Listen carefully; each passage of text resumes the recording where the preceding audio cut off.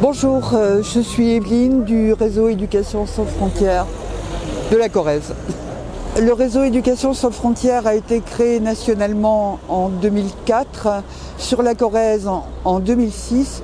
Au début, il accompagnait les enfants scolarisés dont les parents étaient menacés d'expulsion. Et puis en fait, son rôle a grandi. Maintenant, nous défendons sur la Corrèze, par exemple, tous les gens qui sont menacés d'expulsion ou qui ont des difficultés pour obtenir leur titre de séjour.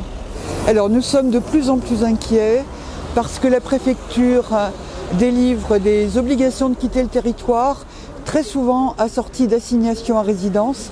Ça veut dire que les personnes doivent venir signer 3 fois par semaine au commissariat pour prouver leur présence sur le territoire, sur Tulle.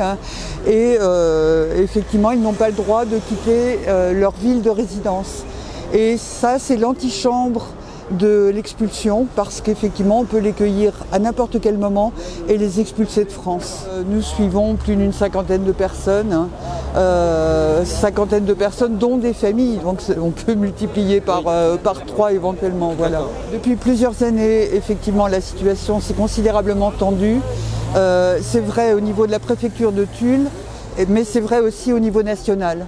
Alors ce qu'on peut faire dans la pratique, c'est manifester effectivement sans arrêt notre indignation, être très vigilant pour pouvoir réagir au cas où il y aurait des situations très tendues, faire savoir aux autorités, aux élus, etc., et à la population, notre inquiétude. Alors il y a bien sûr RESF, il y a la Ligue des droits de l'homme, il y a des syndicats, Solidaires et la CGT par exemple, la CGT et Solidaire qui se sont particulièrement investis dans la défense des travailleurs étrangers. Donc ces personnes, ces adultes qui cherchent du travail ou qui ont une possibilité de travailler, ces enfants sont vraiment des forces vives effectivement pour notre territoire.